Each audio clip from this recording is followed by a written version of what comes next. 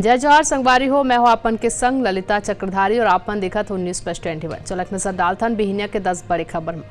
छत्तीसगढ़ के कवर्धा में पुलिस ऊपर पथराव, एसपी संग 16 पुलिसकर्मी घायल। गोंडवाना गणतंत्र पार्टी के लोगन करेन हमला। मनीष सिसोदिया ला शराब नीति घोटाला में सीबीआई की अदालत में आज कर जाही पेश। प्रधानमंत्री नरेंद्र मोदी बजट के बाद चलत वेबिनार सीरीज लांच कर ही संबोधित।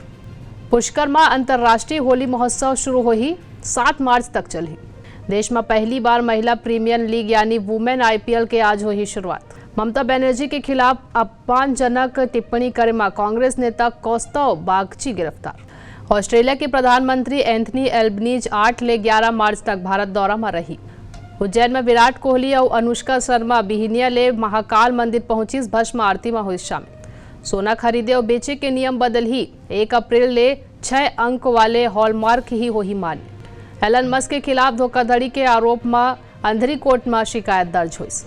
ऐसे ने तमाम जानकारी ले लगातार अपडेट रहे देखते रहो न्यूज़+21 आप मन के हक के बात।